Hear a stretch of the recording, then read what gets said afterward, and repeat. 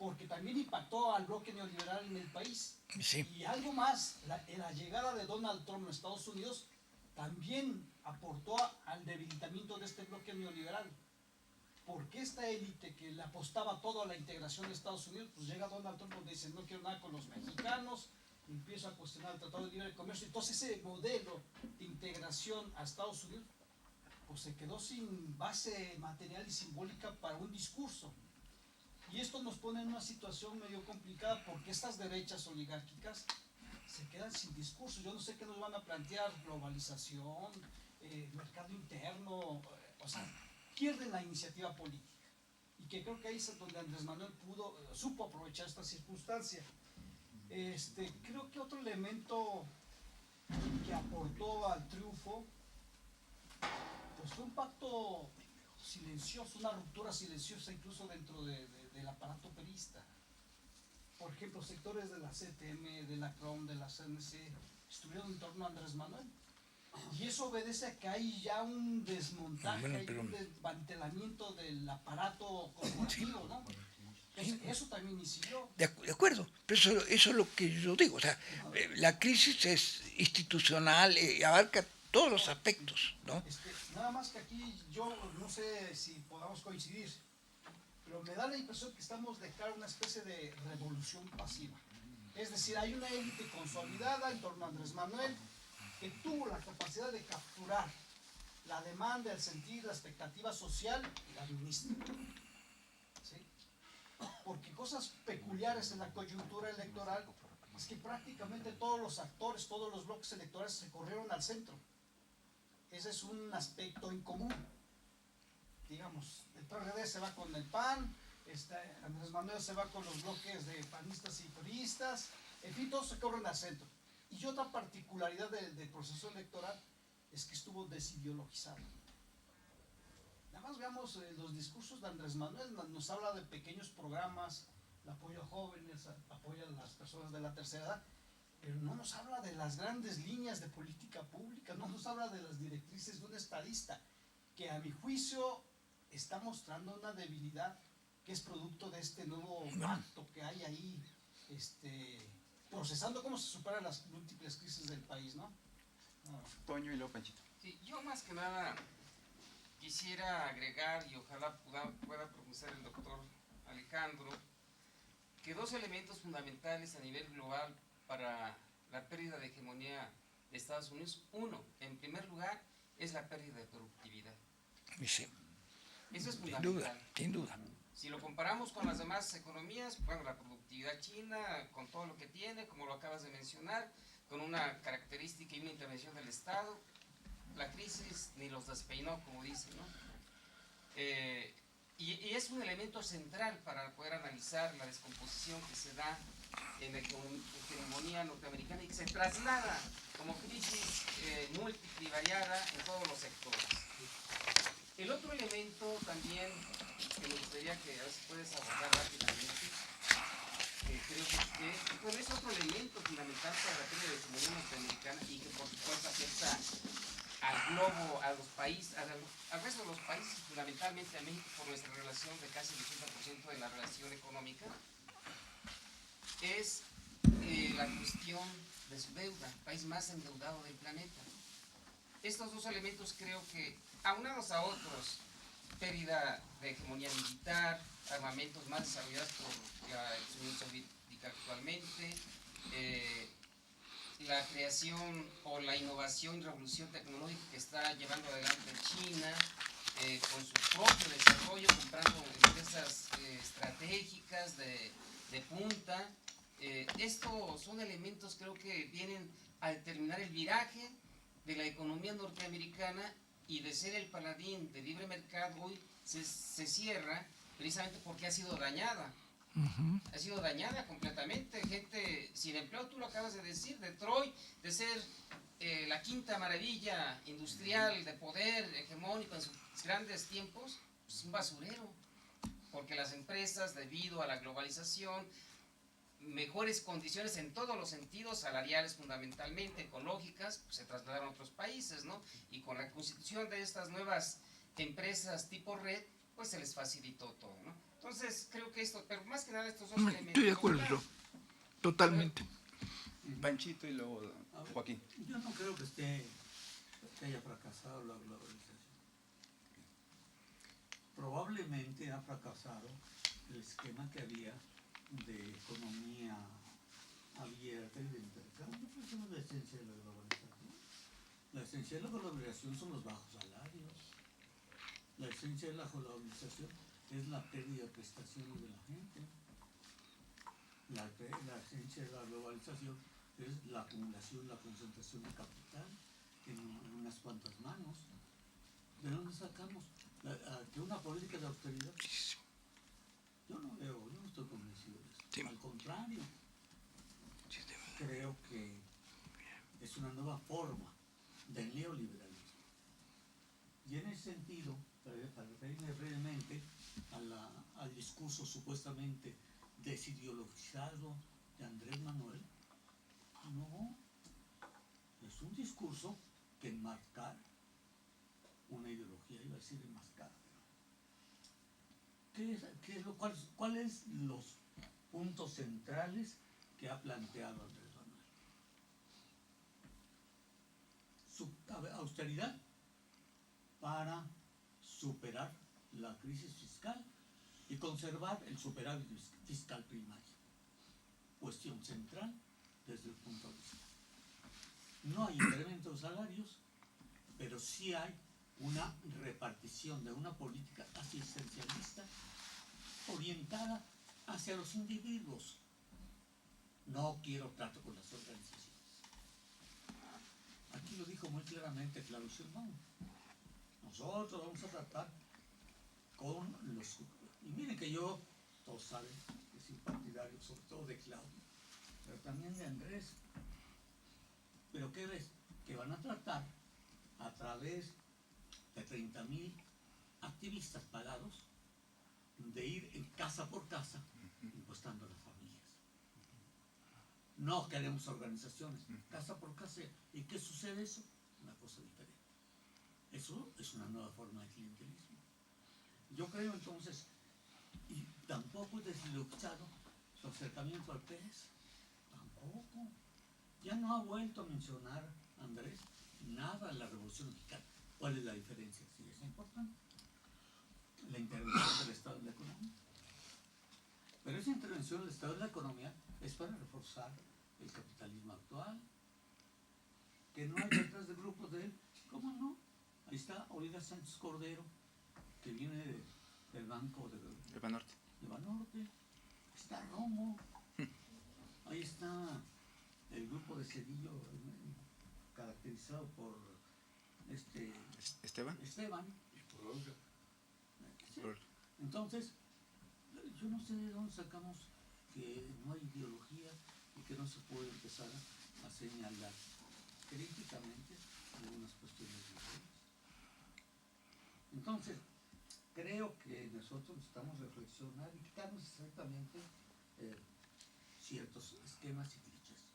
Uno de los esquemas y clichés más característicos es seguir pensando en función exclusivamente de la estructura.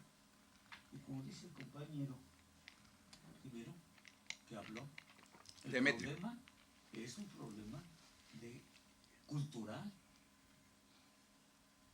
La cultura del capitalismo está intacta. La corrupción, decir que hay un capitalismo, que va a haber capitalismo sin corrupción, como decía mi amigo Luis Hernández, es un oxímoron, un contrasentido. Eso no existe, y menos un neoliberalismo. Dos, el individualismo extremo, la política del consumismo. Ese existencialismo de Andrés va a un existencialismo de un nuevo tipo.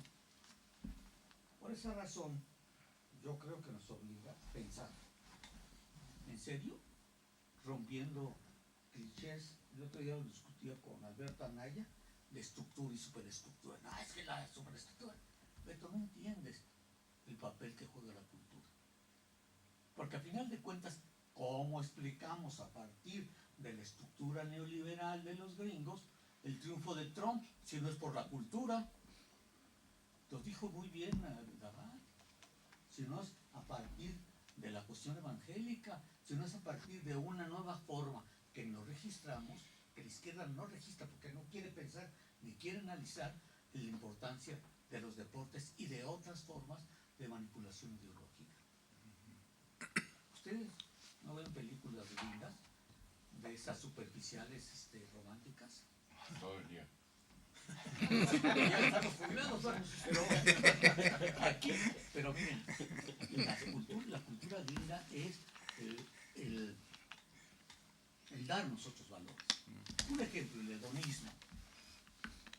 Me acuerdo cómo Marx se burlaba de que en el manifiesto comunista, de que nos acusaban los burgueses, es que los comunistas quieren hacer, ¿cómo decía?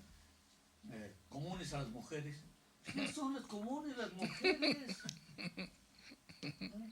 A ver, ¿cuántos novios tienen? Yo tuve no van a decir una pretendienta que una vez me dijo, yo he tenido más novios que tú, tus novias. Y le dije, sí, es cierto. ¿Sabes qué? Se le acabó la pensión por no es conmigo. Ese es el asunto. Entonces, ese hedonismo representa un placebo, representa una sustitución de problemas centrales, de necesidades. Y eso es cultural. Y ahí no estamos. Estamos correctamente en la crítica de los superestructuras, pero no basta. Y no es un reflejo automático.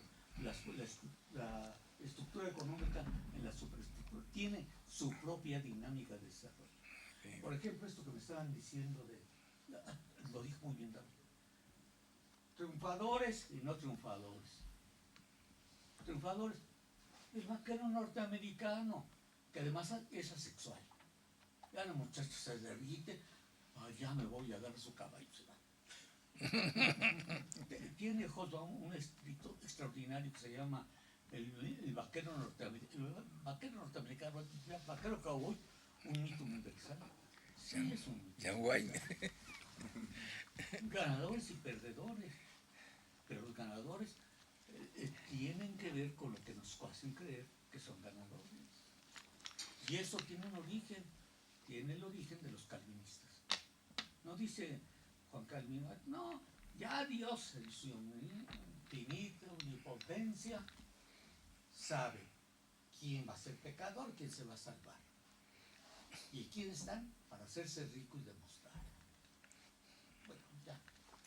Joaquín y Eduardo. Bueno, también hay que poner mucha atención a la forma de organización.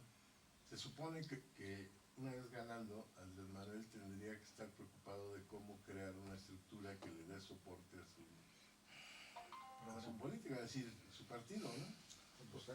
Porque en realidad su partido fue más bien una casa de campaña durante todo el proceso de campañas tan largo que hizo, ¿no? No hay estructura, no es como una gelatina, pues no tiene una estructura, pero sin embargo tiene enlaces en todos los distritos que son informantes de Andrés, y entonces a partir de eso él tiene una información y un control, y no le interesa tener una estructura municipal con grupos de nada, que así es como la quiere tener, pero bueno, eso le va a servir definitivamente como soporte, porque Andrés necesita un brazo, un músculo social interesante, importante, ¿no? O sea, para hacer muchas políticas, ¿no? Entonces, ¿cómo va a ser? La gente va a seguir hasta el infinito apoyando todo lo que diga Andrés, o si necesita estructurar una base más ideologizada. Incluso por ahí está interesante que está destinando la mitad del presupuesto a la formación de cuadros. De cuadros. Sí, formación ¿no? política. Entonces, a ver cómo estas políticas se pueden conjuntar efectivamente, ¿no? Y el otro tema de lo que mencionaba Toño, hay un artículo sobre la historia de la productividad en Estados Unidos de Robert Gordon. Se llama La centuria de oro del capitalismo norteamericano y coincide mucho con lo que ha trabajado Alejandro Gavar. De 1870, dice Gordon, a 1970, pues esos 100 años son los 100 años de oro. Pero a partir de los 70, Estados Unidos empieza a caer en una caída muy fuerte de la productividad, porque las ramas que se convierten en las ramas punta no incorporan a las demás ramas, ¿no? O sea, la electrónica, los coches, que es lo que no jala al resto. Entonces está muy interesante porque es un estudio, así como luego los gringos lo hacen, de mucha minuciosidad, ¿no? Dice ahí mismo en la reseña, que es un libro que no está en español, pero lo reseña, ¿no? Dice, crean el esqueleto y luego lo empiezan a llenar de músculos, de carne y de venas para darle la forma, ¿no? Entonces debe estar interesante, Alejandro, porque creo que apoya mucho lo que tú estás diciendo, porque le da un soporte importante, ¿no? Para que le pudiéramos echar una revisada. Robert Elwood. De oro del La centuria de oro del capitalismo norteamericano. Eduardo. Lo encuentran en las redes, ¿no? Robert Gordon. Yo no pedí la palabra, pero si me la das. Por eso Yo ya no me la la dio. pedí. Pero no, nada más dos observaciones muy puntuales. A mí me parece que la clave primero estábamos hablando, la plática fue Estados Unidos-Trump, y aquí le han dedicado a Andrés Manuel toda la reflexión, porque hay una especie de, ¿no? Ahí es Inercia, proclividad, afición, deporte o no sé qué. Pero a mí me gustaría regresar al planteamiento nada más para observar dos cosas de lo que dice Alejandro. Alejandro nos explica una dificultad en Estados Unidos, la acusa como declive y como decadencia, a partir de una especie de desfonde de la competitividad norteamericana que se explica en función de que se radica el capital transnacional fuera del territorio norteamericano, y aunque pervive el dueño y hay repatriación de ganancias, esto no tiene la misma, digamos, solidez en el interior de la economía norteamericana, con un efecto no mecánico, pero que tiene un efecto sobre la suerte de la globalización. Eso me parece la mayor importancia, o sea, me parece que este es el punto nuclear de la explicación. Después el propio Alejandro dice, bueno, y por consecuencia vamos a tener un Estados Unidos complicado, no solo en la economía, el ambiente y el tejido social, sino vamos a tener un Estados Unidos complicado políticamente, ¿no? Dice, al final de cuentas la crisis no es solo económica, social, etcétera, sino es una crisis política. Y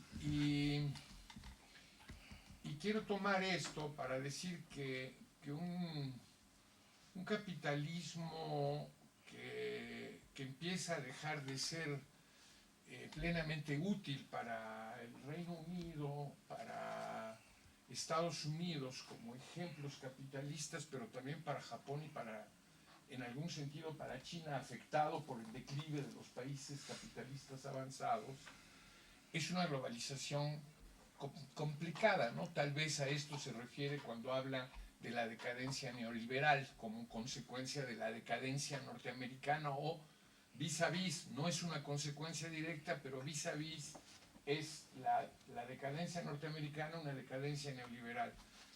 Esto me parece muy importante. ¿Por qué? ¿Por qué es importante? Porque la decadencia neoliberal está basada en una pérdida de la competitividad. Y cuando hay una circunstancia de involución económica, es decir, que el capital no se reproduce en escala ampliada y no lo estamos viendo en el desarrollo del mercado, sino en un achicamiento de los mercados. Hay una suerte de congestión en todos los factores. Obviamente se torna rompimiento del tejido social, se torna crisis institucional, se torna división de grupos de poder y se torna crisis política, pero en la base, a diferencia de los exquisitos rollos de Francisco, en la base hay una dificultad del proceso de acumulación y de reproducción del capital. Y me parece... No, bueno, luego peleemos, pero deja de terminar. El tema es muy importante para no perder de vista la relevancia que tiene este congestionamiento globalizador con sus implicaciones sobre los procesos internos, ¿no? También tengo matices sobre lo que decía David, porque a mí me parece que la burguesía globalista en México pues se la llevó de plácemes con el comercio exterior norteamericano. El que sufre las consecuencias de la relación con México es Estados Unidos, pero no esta burguesía. Esta burguesía, digamos, todavía no tiene padecencia respecto de la dificultad mundial del capital. Por eso es muy conservadora frente a la presencia de Andrés Manuel. Pero dije que no iba a hablar de Andrés Manuel, porque el tema es Estados Unidos y el problema es el ascenso de Trump. Y el ascenso de Trump es parte de una dificultad, de una congestión, de un debilitamiento norteamericano. Ojo, el debilitamiento norteamericano, lo que estoy diciendo es que en el fondo, esta es una hipótesis y ahí la dejo de tarea, en el fondo el capitalismo no avanza por productividad, según lo dice Alejandro Dabat, radica los capitales para basar la acumulación en salarios bajos. Un capitalismo basado en el capital variable es un capitalismo trasnochado, afectado, degenerado, porque la lógica del capital era descansar sobre la evolución del capital constante. Y esta evolución está dando cuenta de un patinar del progreso de las fuerzas productivas, de la tecnología, etc. Una cosa que está amenazando con mucho mayor fuerza la globalización que muchas cosas de las que hemos comentado. Bueno, los últimos 5 minutos, hay 7, para Alejandro, mira, que concluya, por favor. Sí, mira, a ver, es muy complicado, o sea, esta cuestión, hay muchos problemas pendientes. Yo pude mencionar la mitad de lo que tendría que decir sobre esto, ¿no? Pero hay algunas cosas que son básicas, ¿no? Que tenemos que decir las cosas básicas, ¿no? Primero, yo creo que Trump es la respuesta de un sector agresivo que tiene más conciencia, reaccionario, pero que tiene más conciencia de la crisis de Estados Unidos y que no puede salir con políticas fracasadas, ¿no? Sino que tiene que tratar de revertir esa situación a través de muchos elementos. No es, a ver, por empezar, no es una locura total lo que dice Trump. ¿Por qué? Porque Estados Unidos tiene el mercado interno más grande. El mercado mundial lo tiene perdido frente a China. Aclaro con esto que yo tampoco creo que se termine la globalización. Más bien creo que se la gana China la globalización. O sea, quiero decir, la base de la globalización es las enormes redes que existen, no solamente productivas, tecnológicas, científicas, de comunicación. Eso no lo pueden revertir. Que el Estados Unidos retrocese y deje ese campo es como un reconocimiento de que momentáneamente ha perdido. Ya no es una potencia, quedan restos, pero ya no es una potencia hegemónica mundial. Es como decir, un paso atrás, fortalecernos para después dar 2 adelante. es la política de fondo de Trump, es el reconocimiento, ¿no? Que eso es lo interesante. Y la apertura de una discusión sobre qué hacer en Estados Unidos, a partir del fracaso de lo que hizo tanto Bush como los Clinton, Obama, etc. Ahora, es importante esto porque ese reconocimiento del fracaso, diríamos así, junto al estilo mentiroso y tramposo de Trump, de sus segundas intenciones, ¿no? Digo, voy a poner un caso, uno solo. Al parecer, Trump le plantea a México que para que siga el Tratado de Libre Comercio tiene que pagarse, creo que 16, un salario que es absoluta. Si se paga ese salario, no vienen, se van todas las transnacionales, porque vienen aquí porque salarios bajos. Entonces, es una manera que yo entiendo media tramposa, ¿no? De, por un lado, queda frente al pueblo mexicano, vaya, lo odia a Trump, pero hasta que Trump está planteando lo que ningún mexicano nunca ha planteado.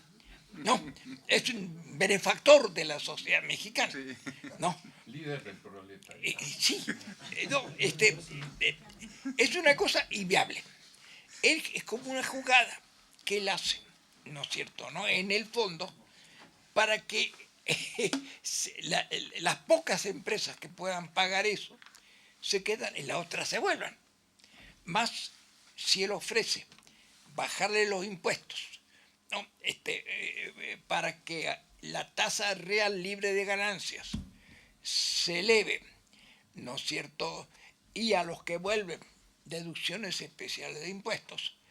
Eso, en el fondo, creo yo que va más conforme su política que un acuerdo que va a favor de la conveniencia de México. Yo lo veo así, pero quiero decir, eso lo vamos a discutir luego. Lo que tenemos que tener claro, creo yo, es qué expresa Trump. Trump es una gente que tiene 2 o 3 ideas claras y que después arremete, así como el Quijote contra los molinos de viento, ¿no es cierto? No, y es totalmente pragmático. Lo que distingue a la política de Trump es que es una política salvaje. Por ejemplo, la ruptura con Europa. Si rompe con Europa, yo creo que no va a ser tanto, que va a haber un cierto acuerdo, porque si rompe Trump con Europa, si rompe con Corea del Sur, con Japón, ¿no es cierto?, y se queda con Israel y Arabia Saudita, ¿qué diablo va a hacer Estados Unidos? Por más que cuando los chinos le vienen pisando los talones. Tendría que hacer una revolución tecnológica. Las condiciones técnicas, científicas técnicas están dadas, pero requeriría una gran inversión de capital cuando Estados Unidos está endeudado tremendamente y cuando le vienen pisando los chinos los talones y los rusos en tecnología. Si está